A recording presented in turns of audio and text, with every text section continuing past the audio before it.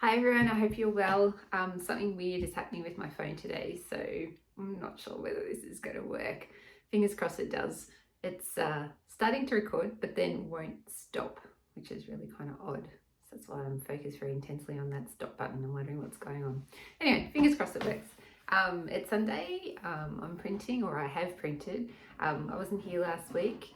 I had to get an exhibition, Paper Women exhibition, open up at the Cloverdale Community Centre on the Monday. Last Monday. It was meant to go on the Friday before, but that was a public holiday and I didn't realise. Instead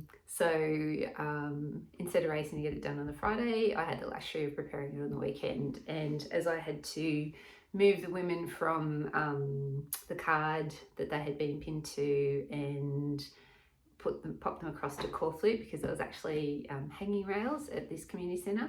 I just took my time about it and opted to do that instead of printing, which was great. It was nice to have a little bit of luxurious time to do it. I have every second Friday off, and it's amazing how many of those go towards getting Paper Women either hung somewhere, unhung somewhere, or put together to be hung somewhere else later on. So that's okay. It's a big labour of love for me, and I'm grateful that the artwork came to me and that it exists in the world. I'm very lucky. So that's what I was printing today. I had, after that artwork went up, the lovely staff at the community centre gave me some really positive publicity on Facebook, and it was either, I would think, either people that have seen the exhibition at the centre themselves, because it's a bustling, happening little centre, like all these community centres are. I know I keep rabbiting on about this, but it's like a world of discovery for me, these community centres. They're just so important. They just, I don't know how to say it. I mean, they just do so much. I mean, they're out there like opportunities for artists, but someone like me to come in and put an artwork in, that's one thing, but they're running art courses, they're running computer courses, they're running cooking courses, they're call-in spots for the community. I mean, the other day when I was putting up Paper Women at the Cloverdale, there were people crocheting and people knitting and people doing studies, and then they were talking about how they were all getting together for the community kitchen, and it's just awesome. Like, some of the centres are the home of the senior cits as well. Some of them have little kids, some of them have theatre stuff happening.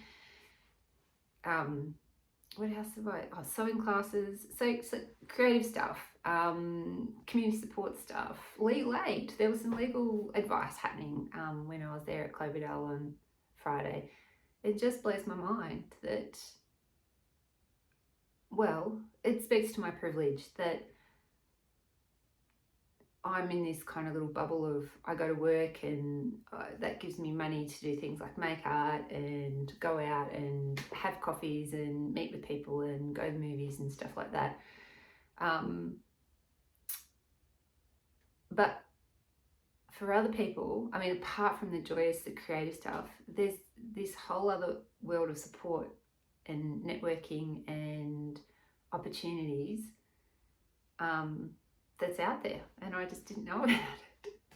God, I make it sound like I should know everything in the world, but yeah, I'm just grateful that those community centres exist and that people can tap into them, and that goes up and down. People can tap into the resources that they need, but also other people are there volunteering and just helping to make the world a better place, and that just speaks to my soul so much. Like, there are privileged people in the world like me, and there are less privileged people in the world, and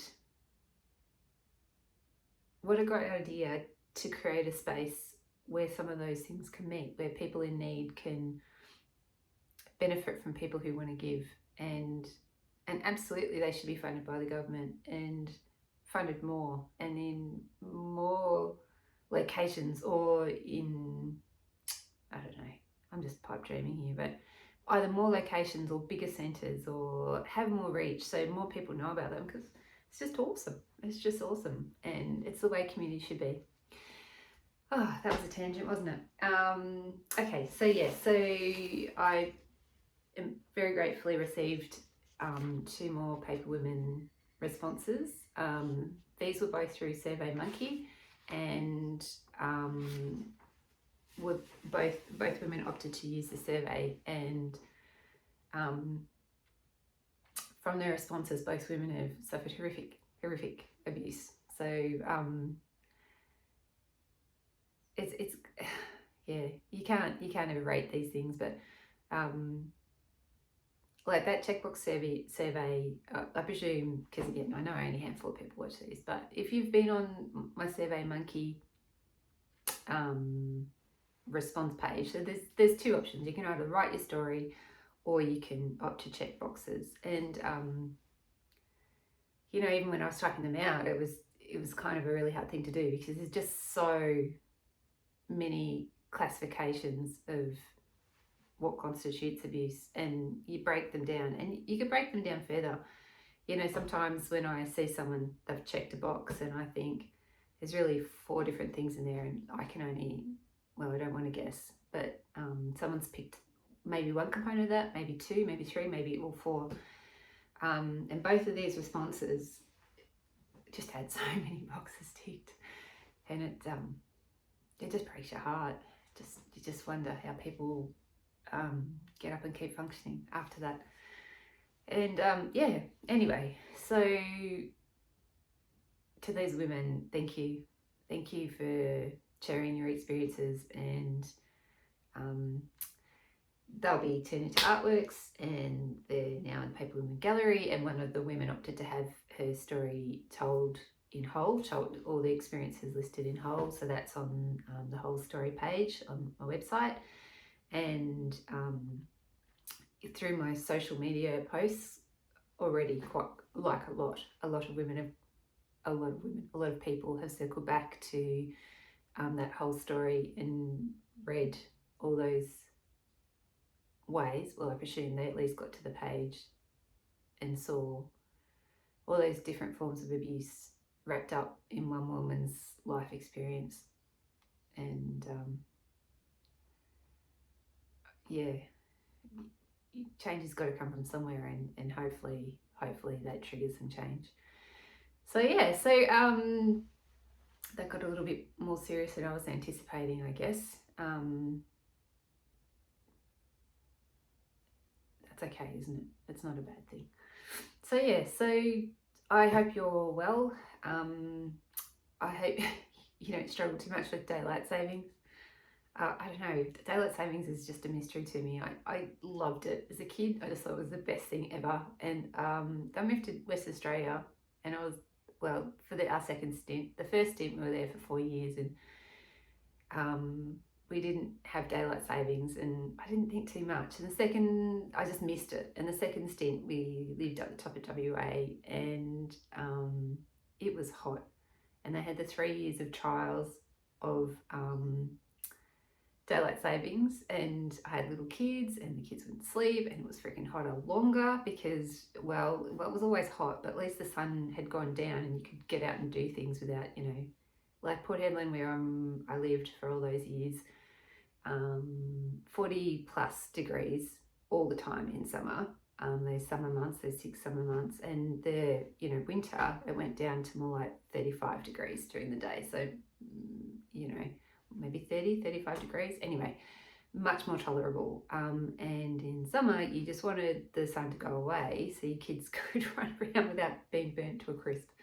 So, so daylight saving sucked. And then after the 7 years after the trials, I just didn't miss it. I just didn't miss it. And we're a lot further up north. So the daylight hours were much more equitable, equitable.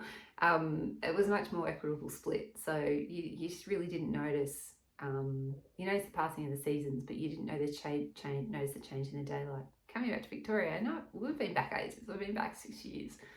Oh, I still hate it with a passion, daylight savings. I mean, everyone loves those long summer evenings. Who doesn't? But just these next 2 weeks, trying to sort out in my head that shift for an hour's difference. Really, it shouldn't make any difference. But I swear to you, last night I still turned my clock the wrong way. 50 years old, Victorian born, access to the internet, a very organised family in terms of they just get it. 50, and I still basically fucked it up and still put it on the wrong time. So still completely woke up at the wrong time, grumpy, out of sorts, daylight savings. There you go. But roll on summer. Anyway, that's the best bit. So yes, I'm going now. That's a couple of tangents later. Clearly you can tell I didn't sleep much last night. I hope you're okay. I hope that the 2 women that submitted these stories, and anyone else who's out there who's listening who has been abused, I hope that you are safe and that you are okay, and that that your life is in a better place, or gets to be a better place. I really do. No one deserves to live like you live through or have lived through. Anyway, okay. Take good care. Enjoy the sun if you've got sun today, and I'll speak to you probably next weekend. No exhibitions coming up, no openings coming up, so it should be printing as normal. Yeah, take good care. Bye.